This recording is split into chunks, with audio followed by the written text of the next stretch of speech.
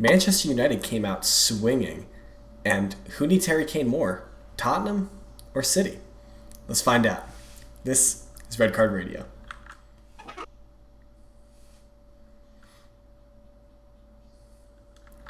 Good morning, good evening, good afternoon, wherever you're listening from. Thanks for tuning in.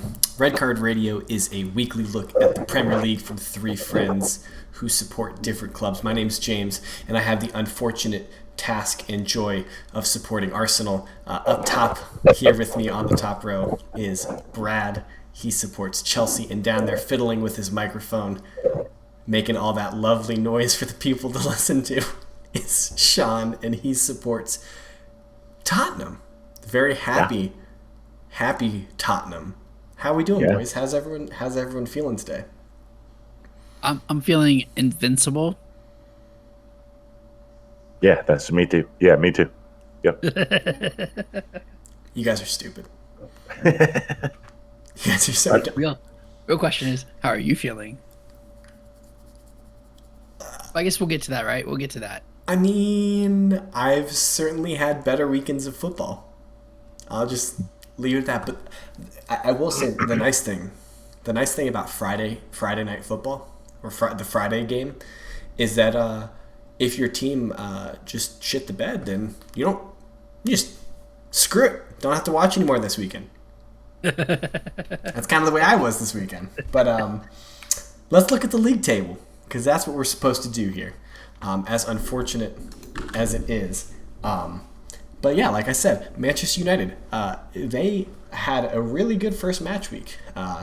They're in first position. Interesting anecdote, there were no draws this weekend, so there were no dropped points in the league, so everybody either has 3 points or no points. So everybody is tied on points 1 through 10, and then 11 through 20th are tied on points as well. It's just goal difference separating everyone. But City and Chelsea and Liverpool all kind of held form. Spurs as well, of the big clubs, Leicester. And then, of course, the big clubs that lost were City, Arsenal. I guess you can make an argument for Villa as of last year, and Leeds. Yeah. So that's how the table's looking this week, and so we're gonna get into it. Things we've got kind of lined up this week for your listening pleasure is we're gonna talk, of course, about the results. Talk about comments first, then the results, and then we'll look forward to next weekend. But since I've got you here, if you could, as always, just subscribe to this, follow us, like it, share it with a friend, do all those things to help increase our interactions. Brad's holding up a 5. Rate us 5 stars on Apple Podcasts and any other kind of platform that allows you to rate us. I would say the maximum you could rate us, whether that's 5 or 10, I don't know, but just do that. And hopefully you won't experience any kind of inconvenience. Sean, what might happen to them or to the people? If you don't do all that stuff, yeah, what would happen? Then the next time you go to spice something, it's going to be slightly loose, and then the top's going to come out, and you're going to get way too much spices in your food. Oof. Ooh. Then you got to kind of like scrape it off and deal with that. Too much salt.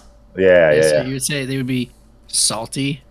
Yeah, they're going to be salty, so they probably would just want to rate, review, and subscribe. That was good. I like that one. They'd be salty. That was good. Speaking of salty, people who were salty, I think Jimmy had some comments for us on YouTube. He kind of agrees that Italy doesn't have the kind of depth of talent that the other leagues have. I think his kind of perception of the hierarchy of leagues is England and Germany. So I can read part of this. Over the past 10 years, many of the top players from countries like Germany, Spain, or France are coming to England to play in England instead.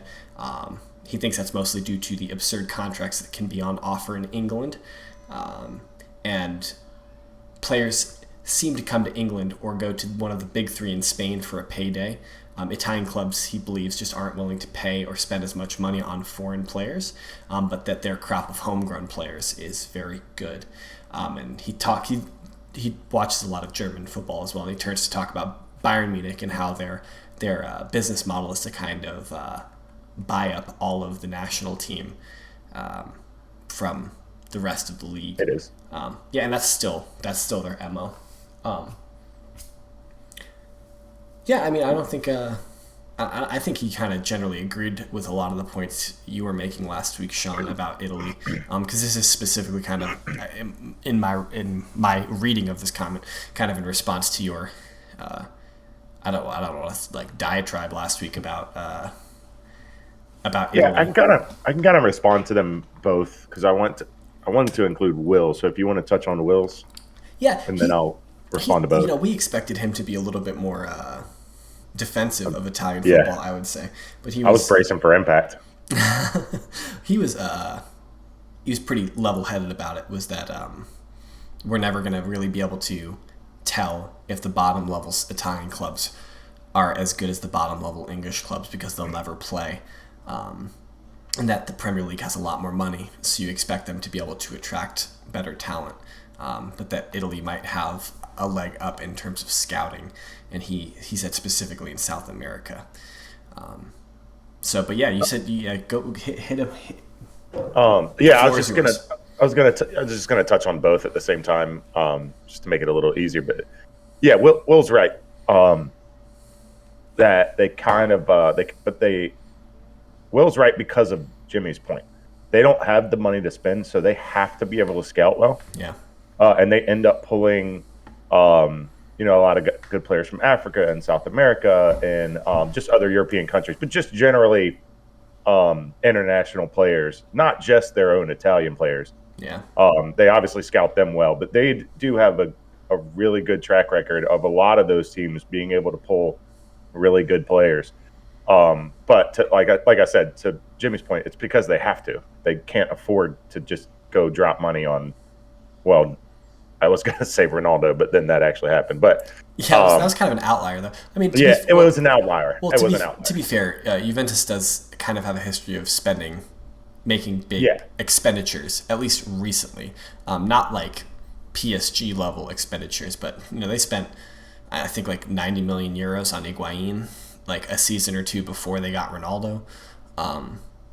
So like they do spend money. Of all the Italian clubs, Juve are like the only ones that make these big splashy purchases.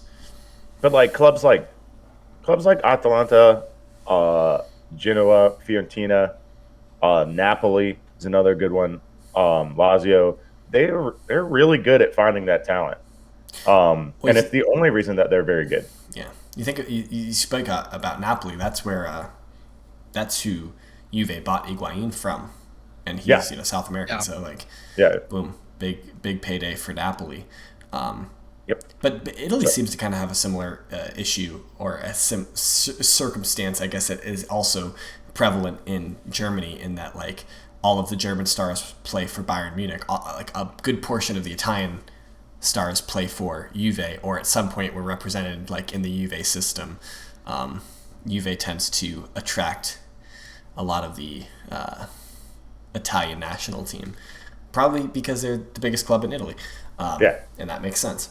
You probably grew up watching them, and then you either grew up liking them or hating them, right? They're probably very polarizing. So I mean, even still, if I could grow up hating Arsenal, but if I played soccer and they called and asked if I would like to play there, and Tottenham hadn't called, I'd still say yes. Yeah. Well, you're never going to pass a payday. No. And then you get blown up on Twitter of pictures of you and your Tottenham kid as a kid. Yeah, exactly. A la Van Persie. So he's also looking forward to my reaction to this Arsenal result, and that's kind of a good segue because we were treated this weekend to the first match weekend in English football, in the Premier League specifically. Wow, you pronounced disappointment really weird. The first disappointment of the year. Um, well, disappointment for some, Sean. Don't worry, mine's coming.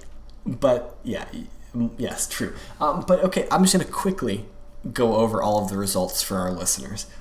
Brentford hosted Arsenal, and Brentford beat Arsenal on Friday 2-0. Man United, like we alluded to, Brad, I'm going to touch on that. I'm going to touch on that little I called it thing here in a second. I called it. Man. Okay. Anyway, I'm gonna push your buttons till I get you to go off. United beat Leeds 5-0. Burnley beat Brighton, or excuse me, Brighton beat Burnley 2-1. Chelsea beat Palace 3-0. Everton beat Southampton 3-1. Leicester beat Wolves 1-0. Watford, newly promoted Watford, also got a victory 3-2 against Villa. Norwich, who was hosting Liverpool, the other newly promoted team, they lost to Liverpool 3-0. Newcastle, hosting West Ham, lost to West Ham 2-4.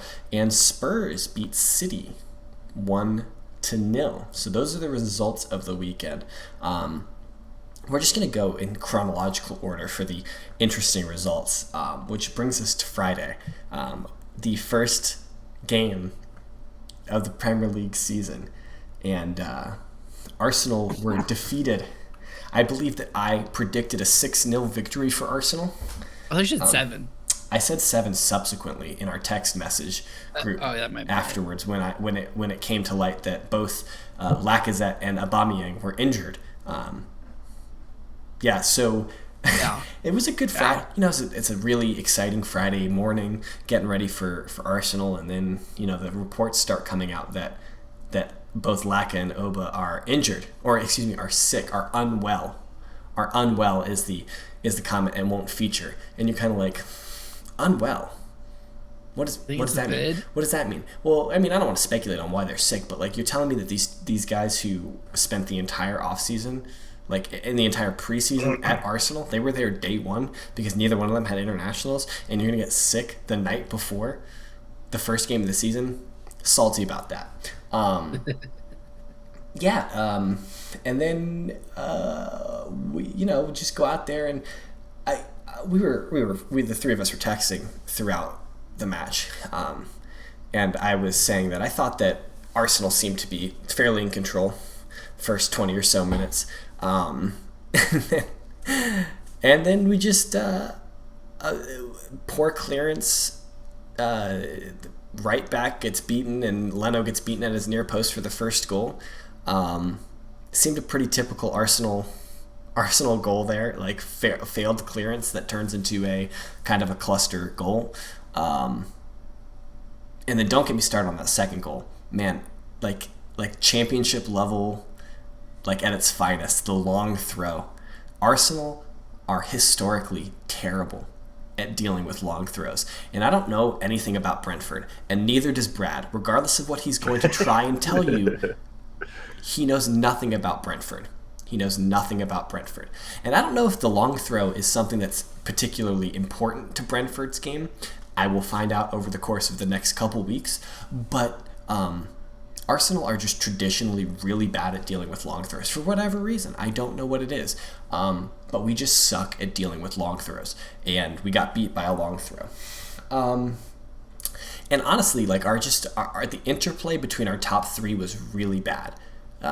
Martinelli, I don't think had a single pass into Florian Balogun while he was in the game, if I'm remembering that correctly.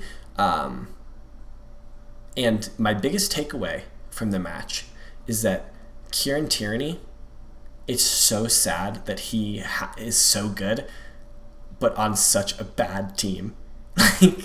Like Kieran Tierney is a beast, and he's really, really good at crossing the football. And there's no one at Arsenal who can exploit that skill. There's not a single player on our squad that is good, that is like objectively good at attacking crosses. And so that's just sad. My main takeaway, I don't know. This is just Arsenal now. As unfortunate as it is, it's just Arsenal, man. I'm not. Hold on. It just. I did. It's. Go ahead. Finish. It's kind of a sad state that, like, I am not surprised by this result, But I'm also not going to be surprised when somehow we get a shithouse 1-0 victory next weekend against Chelsea. Because that usually happens. Because like I wouldn't be surprised if that happens. Now I also won't be surprised if we lose 6-0.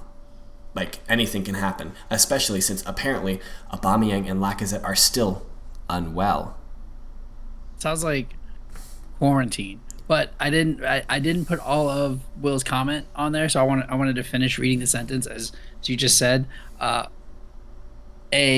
This is just what Arsenal does reaction would be a huge indictment on the entire organization. So I'm really hoping it's a scorched earth reaction. It's just us, man. That's just Arsenal right now. Like, is Arsenal just a championship level club then? I mean, I've been saying for the last 3 years that if we get relegated, we might finally win a trophy. We might finally win a league. And also long throws I don't think are seen that much in the Premier League. I mean, clearly, how many teams actually use a long throw? Clearly they're not, but still, like, we are just like, I've been watching Arsenal for the better part of 15 or 16 years now. So like, and we're just really bad at dealing with long throws. Just what do you think that is? Do you think it's just shithousery, or do you? I mean, because clearly they're talented enough to be able to throw it that far. Why would you practice it if it only happens like once a season or twice a season?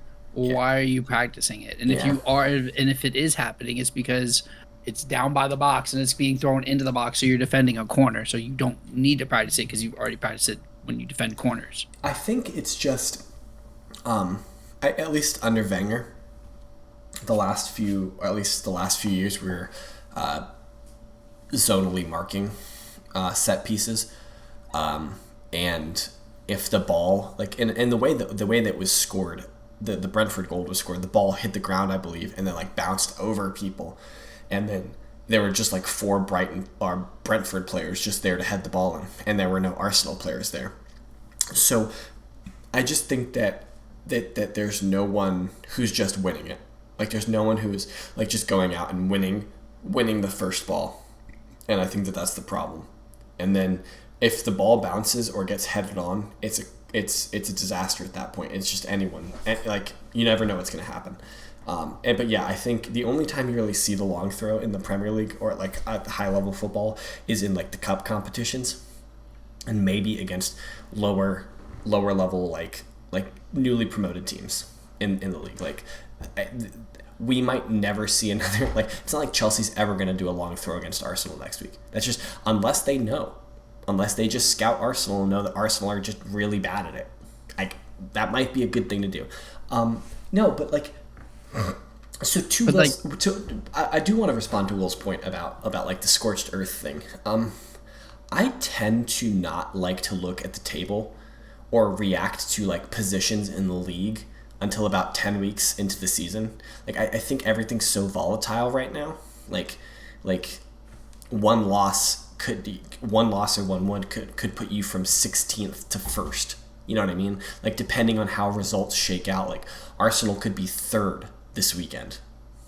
So like I don't want to overreact. I don't want to underreact. But like if this is indicative of the type of season Arsenal will have, then I'm just going to be a lot more apathetic a lot earlier. That's just the way I get.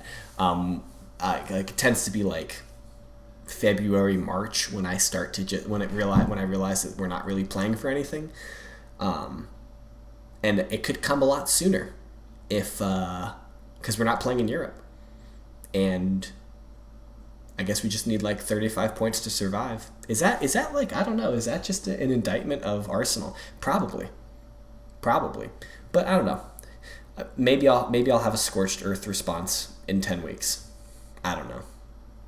So how short of a leash is Arteta on? That's the real question. My response is the same as it was last year. Who are we convincing to come? If you fire Arteta, who is coming to manage Arsenal? I mean, it won't take you 20 managers to get one. But is Antonio Conte coming to Arsenal? Depends on how much they want to spend. Arsenal clearly don't want to pay a coach £17 million a year. I didn't mean that part. I meant spend on players. Well, I think that there needs to, like, we're not spending money on players. So like clearly we're willing to, I was doing the math. Backing him. I was doing the math like if we buy Odegaard and with like sales and things like that, we will be like net spend 100 million this summer. Like that's not insignificant. Especially that's not insignificant for a team that's not playing in European football. So like that's a lot of money if you compare it to the other teams who aren't in European football. I think it's going to blow all the other teams away who aren't in European football in England. So, I don't know. I mean, speaking of spending, Ben White was the reason you gave up that first goal. I don't want to put it all on Ben White. He has to get a big chunk of it because it wasn't just the poor clearance. It was then not getting back and leaving Callum Chambers on an island to defend that. Yeah. Because he was not where he should have been because he was making some stupid clearance that you almost, I don't say let it go, but if you're going to turn around and try to boot that, you need to get all of it. Yeah. You need to get it out. It can't land just outside the box. I agree. Otherwise, just let it go out for a goal kick and defend the corner. I don't disagree with that thought process. I mean, not a goal kick, but you know what I mean. Yeah, I don't necessarily disagree with that thought process that sometimes teams try desperately to avoid the corner kick. Yeah. And sometimes to their detriment. Clearly, this was to Arsenal's detriment. Mm-hmm. But Chambers got beat and Leno got beat near post. So it's just like, I don't know. It would have to be like 50, 25, 25. It was a calamity of errors. Yes. Like, it was just a lot of really bad football in a short amount of time. It was a well-struck goal. Yeah, absolutely. I don't want to take anything away from the shot. The shot was awesome. It was a good move, but all he did was just cut in and bang it right with his right foot, right at the near post. He did about all he could to score it. Yeah. And he scored it. Can't begrudge him. It's a great result for Brentford. Like, honestly, like that's probably I would not be surprised if that's one of the highlights of their season. Only because I was not blown away by Brentford watching them. I did not think that they were that impressive from a football perspective. Now, so I think line them up against any of the other kind of like middle table type teams in England. And I think they're probably losing. Like, I think they're losing to Leeds. I think they're losing to Villa. I think they're losing to Everton. And, of course, if I think that they're losing to these teams, I think that they're also losing to all the teams above them. It's like the Cities, Uniteds, Chelsea's, Tottenham's, Leicester's. Clearly, I think those are all 3 points for the big clubs. They could – I know both of you thought that they were going to get relegated, right? Ooh, no. Brentford? No, we both had Brentford staying up. That was my only one. That was my only newly promoted staying up. Did I have Brentford getting relegated? I don't remember what predictions I made. I don't remember what predictions I made last week other than Arsenal winning the league. You have Brighton, Burnley, Watford. Okay. So none of us picked Brentford to go down. Staying up. No. Well, I think that they could be in the thick of it when it comes. Maybe I'm wrong. I'm wrong. Before we move on, has Pepe climbed out of Henry's pocket, or is he still in there? Probably still in there.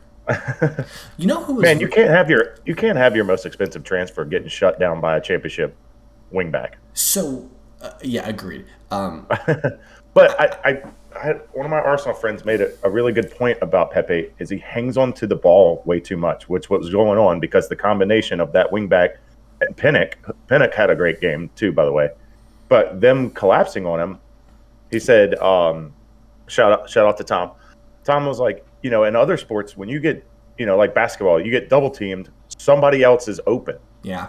So you cannot try to dribble through it or you're going to get the same result where he loses the ball all the time. Well, I mean, it's slightly, I agree with the sentiment, but it's much easier to double team in soccer and not have as great of a defensive deficiency as you do in basketball because the field is so much larger.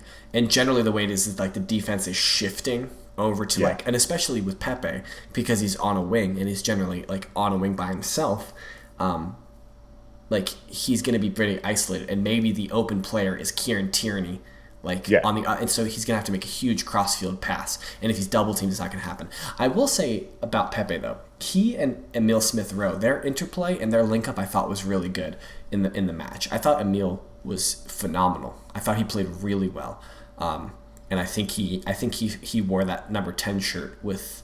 I think he did it very proud. He did a very good job representing the Arsenal number 10 there, and I'm very excited to see what he's going to do over the next couple seasons. Yes, I didn't think Pepe was that bad per se. He looked not sharp, and I think that I wonder how much Oba and Laka not playing really threw it off, because honestly, I honestly believe that the front three was going to be Pepe, Lacazette, Aubameyang coming into this match, and I think you could see Saka? No, Saka didn't even start, bro. He came out in the 70th minute. I know. But I think coming into this match specifically, it was going to be Pepe, Lacazette, Aubameyang, and that you could see Martinelli and Balogun had almost no interplay. Pepe and Balogun had almost no interplay, and so Balogun was really on an island and couldn't create anything. And so I don't want to spend the entire podcast talking about Arsenal. I could, but I don't want to. I'm disappointed. I will let all of our loyal listeners really know how I feel in about 9 weeks' time. I'm sorry if you have to wait that long, but I'm trying to be as even-keeled about this as possible. Why? Because we need the content. That's my personality. I am a turtle, not a rabbit, Brad. Let's talk about United. United slapped the stuffing out of Leeds. Your boy Paul Pogba, Brad. Your boy Paul Pogba had 4 assists. Yeah. Your boy, Brad Fernandes. Bruno had 3 goals and not a single penalty. That's the most impressive thing of that. My boy is crushing it. Pogba had some great passes, though. All 4 of his assists. That pass to Greenwood for Greenwood's goal, top class finish. Top class finish. Just inside the post. B, that's a world class pass. Perfectly timed, perfectly weighted, slotted in. All right, guys. That was awesome. I want your overreactions on Manchester United right now. Are they going to win the league? No, absolutely not. No, it just snowballed on Leeds. Relegation. So they say, well, that's the thing with Pogba. That's not his skill is not what he gets dogged on because of. He gets dogged on because he gives up. He kind of gets a feel of the game of, man, these MFers aren't trying as hard as I am, and then he just walks around. That's what he gets. But he always has great passes and great vision, and he gets frustrated when he puts a ball out there, and they're either not there because they didn't see it, or they didn't run hard enough, or they did get it and they didn't score it, and then he gets frustrated, and that's when he starts walking and giving up on the game. So he's always had that skill. Yeah, I think that's played much higher up too. Because they had Fred McTominay back, they had a double pivot back, and then Pogba got to kind of roam more and make those key passes. Well, I think it's a combo. I think to your point, Sean, about Pogba, is that he's very much like a feels player. Some people might refer to him he plays on vibes, but he definitely does disappear when things are not going well, and shines the brightest when things are going really well.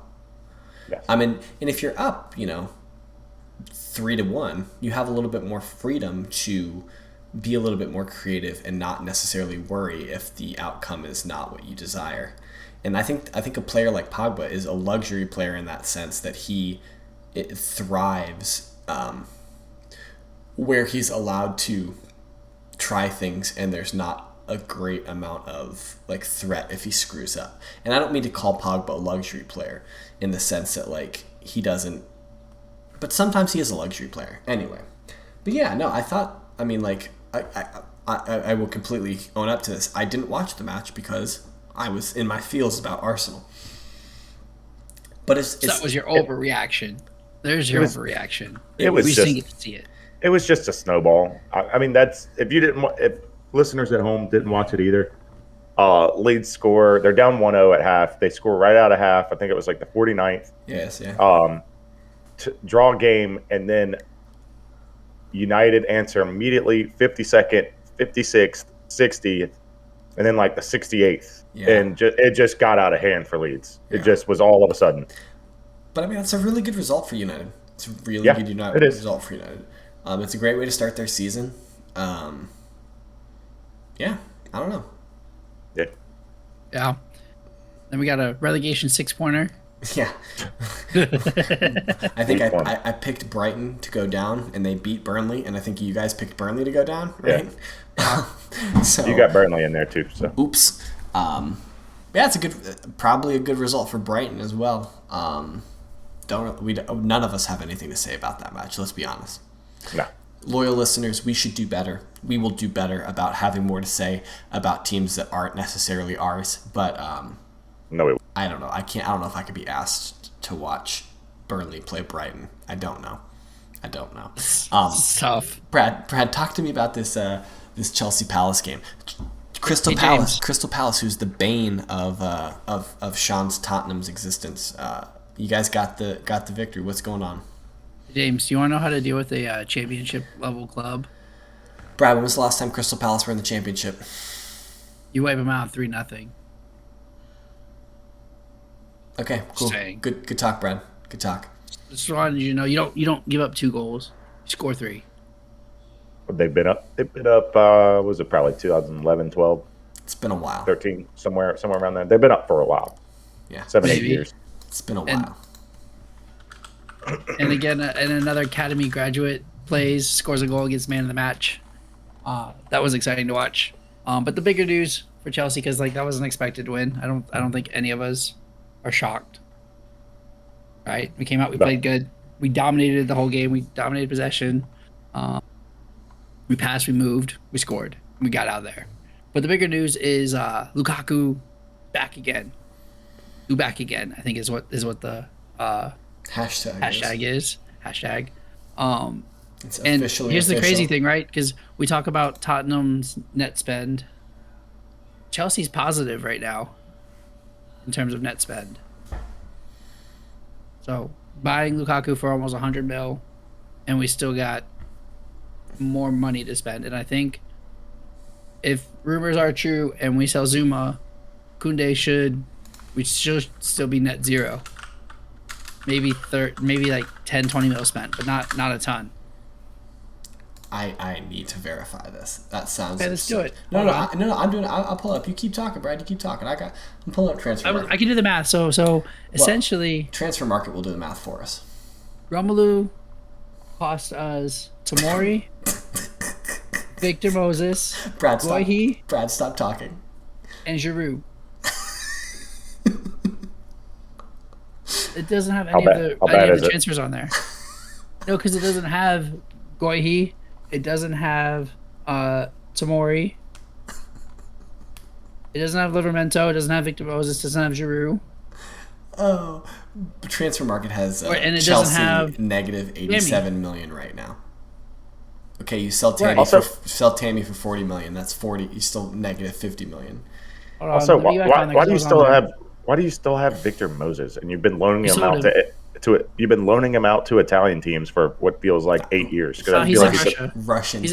Russian teams. I thought because he was on Roma for a while. He's been everywhere. So Brad, who are you? He was on Inter too. Who are you mad about? Transfer market not listing. Hold on, I'm getting back. I gotta find it on there.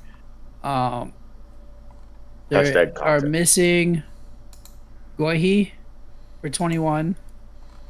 Livramento on there. I didn't see him. Who is Guahi? Who did you sell Guahi to for how much? To Crystal Palace for 21 mil euros.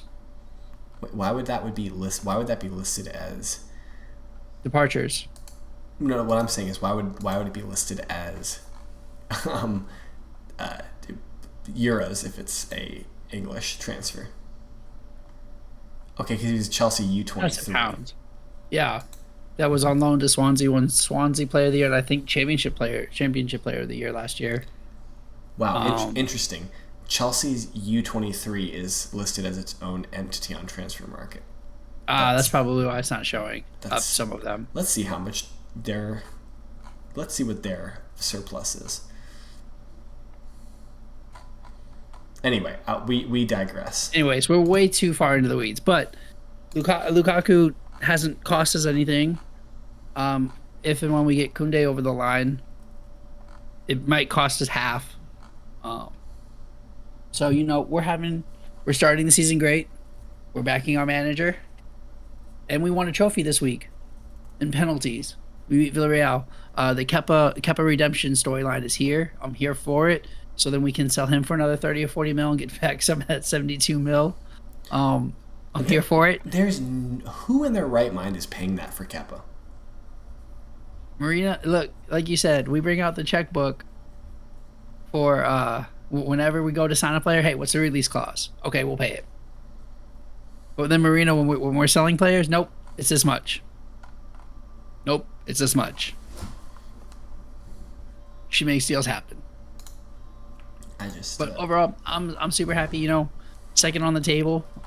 We'll pass United after we stomp Arsenal, and that's 16 points. Chiellini's coming.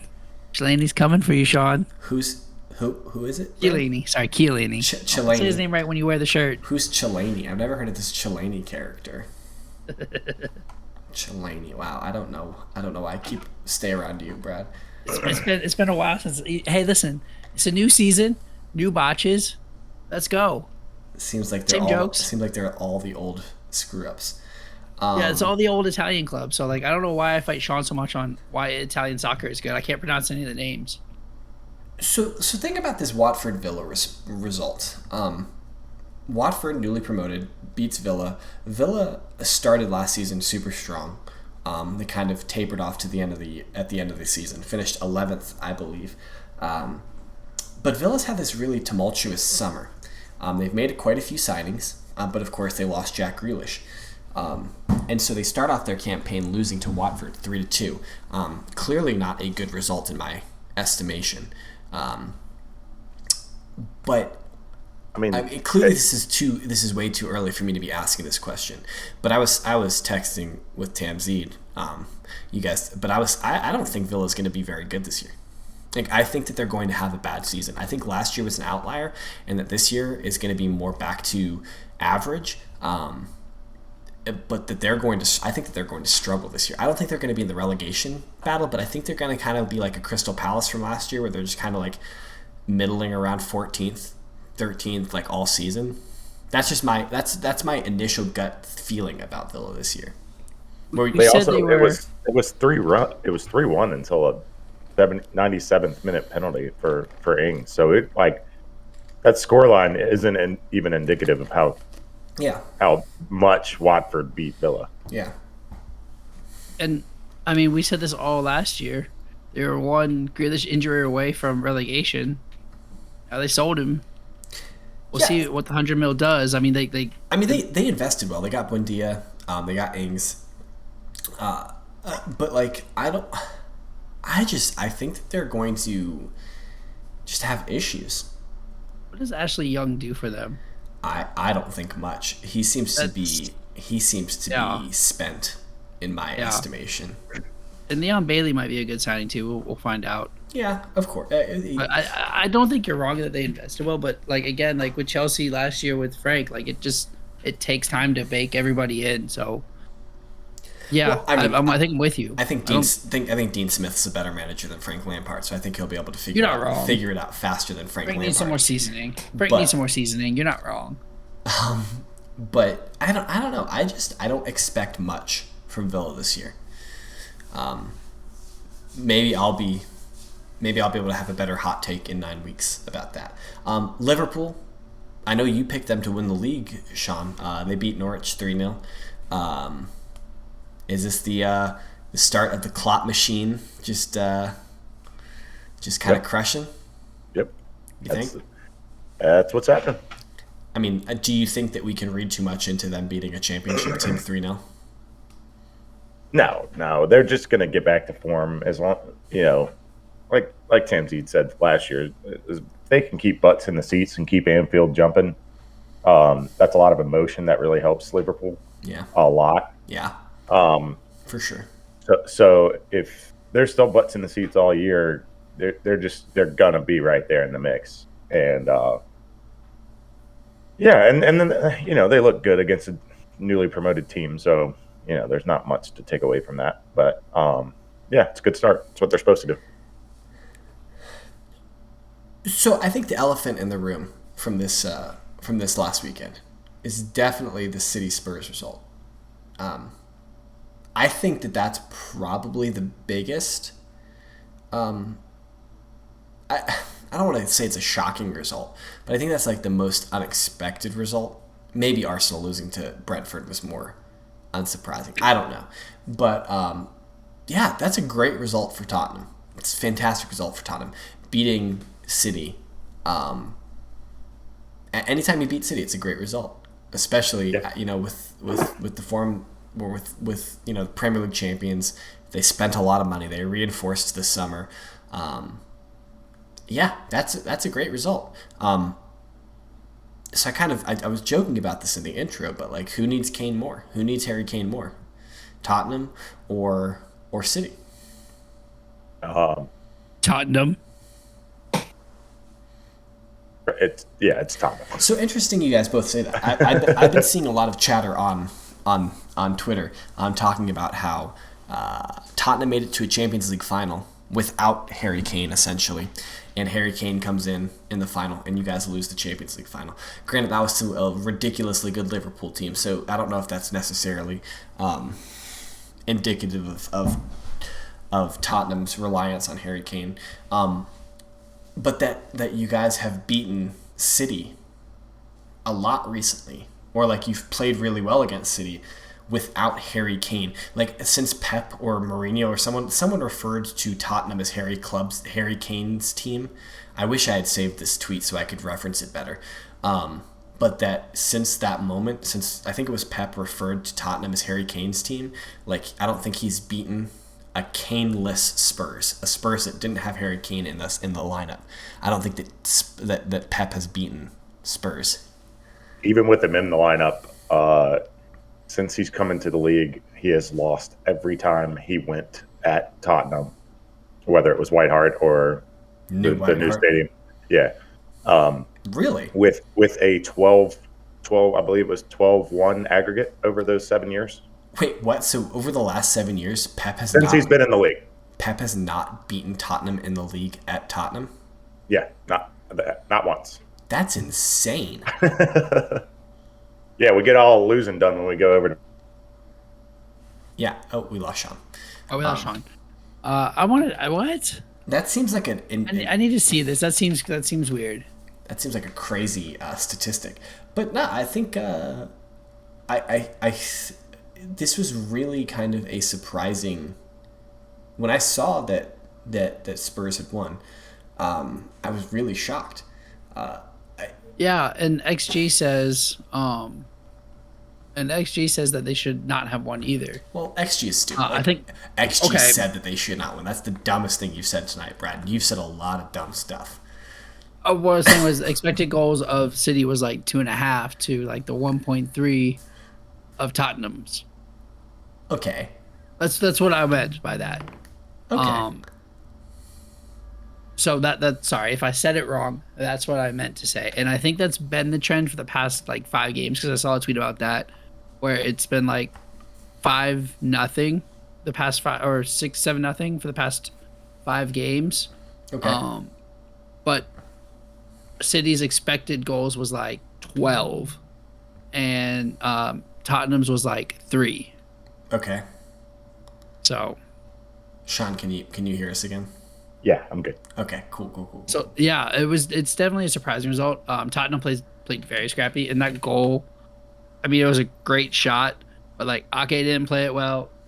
Nobody played that shot well. From outside the box was on Son's foot. It was a great shot, but I don't think that should have gone in. Sean, are you willing to overreact to this result and tell us something that you were unwilling to tell us last week?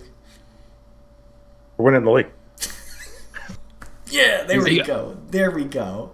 Yeah. Are you updating the PTR? Can we update this No, PTR? I already said it now, but yeah, the sheet predictions are set in stone, but that is in stone. We don't no whiteout on that page. We're allowed to make any kind of inflammatory overreactions week to week as we want. But yeah, just as a reaction to the game overall, the defense was outstanding, and it wasn't just that they were just like always in the right spot, because not a lot. It felt like, let me look. It didn't feel like Lloris had a lot. Yeah, he only had 4 saves out of 18 shots. So it didn't feel like he was under a lot of pressure because a lot of the shots were just getting blocked. So they were doing their typical possession. They outpassed us 550 to 300. That's how City plays. Death of 1,000 passes. Yeah. So they were getting that, but they were not getting good quality shots off because the defense was always in good position. So to just kind of compound that, Tanganga played amazing. And if he's going to be over on that side and they're going to put Højbjerg right in front of him with Skip in the middle, and Højbjerg doesn't have to be in the middle, that's going to be fun. Was Tanganga injured yet last year? I don't think so. I just think he just wasn't cracking the squad. I didn't understand this. So like when he came into the side, like when he broke into the team, he played really well, and he definitely earned his spot in the team. Mm-hmm. And then he just fell off the face of the earth. Like, I don't know what happened to him. I mean, he must have gotten some sort of injury, and then like just never made it back in. But like he was a person I think you guys were missing a lot last year. Maybe he was not valued or rated by Mourinho towards the end there. I'm not sure.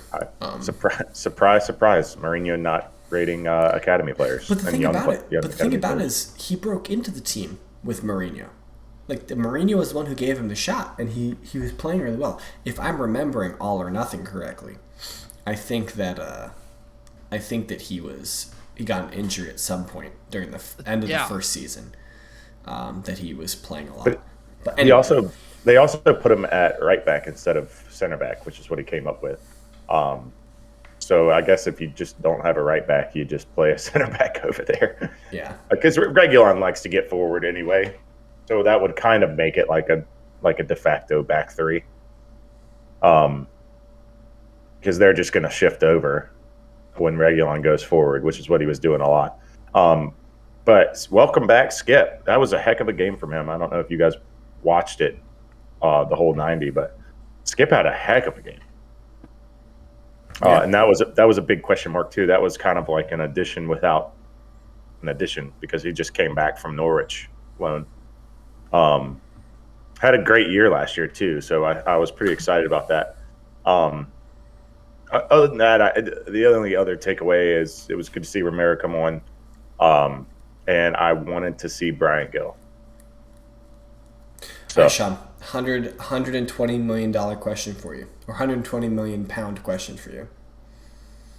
If City come calling with £120 million for Harry Kane, are you selling him? I mean, you have to, right? Is Daniel Levy selling him? No.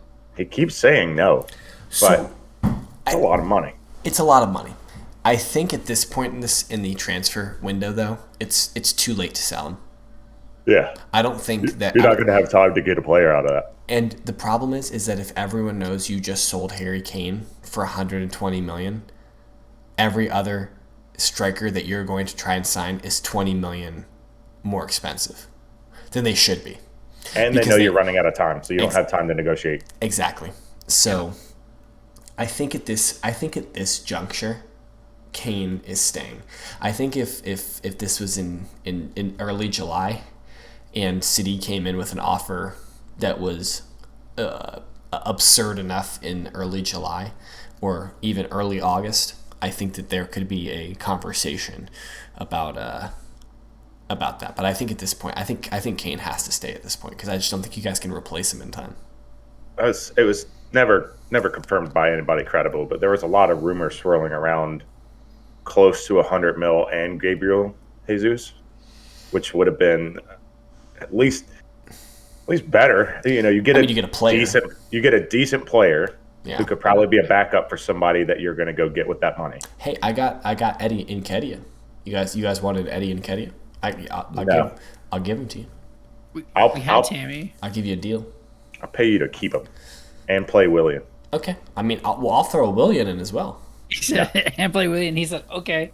Yeah, James, you ready to see Willian back? Maybe you guys would have won if Willian was in the lineup and got his normal contract. He apparently is contracted minutes. He apparently is unwell as well, or he wasn't match fit, whatever that means. You could tell from preseason he was not match fit. In defense of that picture of Willian, apparently he was wearing some sort of like tracking device under his shirt. That's what the report is. That in his defense, apparently he's not just been on that Eden Hazard diet. Apparently he was wearing some sort of device. It's a hamburger. It's the hamburger device. Yeah, sure. Let's quickly turn our attention to match week 2 coming up. What's up, Brad? You got something else? We did miss our normal VAR thing. I don't know if you guys saw. I have a couple of friends that are Newcastle supporters, so I heard about the. Did you guys see the penalty? Was there a West Ham? Was there a VAR incident? No, but it probably should have been overturned. There was the penalty. It wasn't a penalty. Homie dove before the ball got kicked, and then Homie dove as the ball was being kicked. There was minimal contact when the game was 2-2. So penalty called by the match official on the field. It was not overturned. And was it not overturned, or was it not investigated by VAR? Probably not investigated is what it seems like. It may have been. I don't know. It just seems... I think the incentive for VAR this season, or like the point of emphasis, or whatever we're calling it, is to allow the match officials decision, unless it's like an egregious error. So the thing is, I think the VAR official there is looking, was there any contact? If yes, then I'm deferring to the match official. Even if it was BS contact, and I think that they're showing a lot more deference this season. But he clearly got ball before contact. I'll take a look at those match highlights. I wish I had known about that beforehand, because then I would have been able to opine. Okay, so this weekend coming up, we've got I think 6 games, if I'm counting correctly. Yeah, 6 games on Saturday, 3 on Sunday, and then the amazing, fantastic Monday afternoon game, which is the freaking worst. But on Saturday we've got Liverpool hosting Burnley, Villa's hosting Newcastle, Palace is hosting Brentford, Leeds hosting Everton, City hosting Norwich, Brighton is hosting Watford. On Sunday, Southampton is hosting United, Wolves are hosting Spurs, Arsenal hosts Chelsea, and West Ham United host Leicester on Monday evening. So looking at this, I think the 2, maybe 3 interesting games: Villa, Newcastle, Leeds, Everton, Arsenal, Chelsea, right? I mean, I guess it's interesting. Nuno's going back to Wolves this weekend. He did not leave on bad terms, if I'm not mistaken. I'm pretty sure that he left on pretty good terms with Wolves. So yeah. But yeah, I mean, honestly, the marquee matchup, or at least what the Premier League thought would be the marquee matchup of the weekend, is Arsenal Chelsea. Who knows what's going to happen here? Lukaku's debut? Who knows? Is he going to wear the number 9 shirt? Did they announce that? They haven't announced it, but I'm pretty sure that's what it is. That's why that was not announced yet. Yeah. They very clearly not announced a shirt number for him yet. Correct. So I think he's going to come out with the 9. What happens if you go try to buy his shirt on the Chelsea site? I haven't looked yet. All right. I'm going to go look. Just Lukaku? Shall I? Yeah, you investigate that, because I'm curious. Because there's no way that they're passing up shirt sales here, right? So yeah, I don't know. Anything could happen in this. Literally anything could happen in this Arsenal Chelsea match. Because there's nothing. It's not available. There's nothing. I searched Lukaku. There is nothing yet. That's insane. They're trying. You know what? my club wins trophies, so they're really pushing like the double winners, the double European Cup stuff right now. So they're probably gonna wait a day or two, and then when they drop the number 9 kit, they'll have it everywhere. Um, that's probably the play, just to keep people back in the store.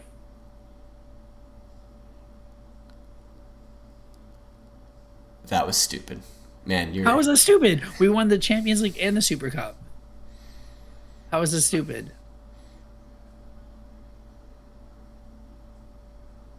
No. Nothing. It's absurd that they haven't announced his kit. If you're going to give him the number 9, just announce it and take it away from Tammy.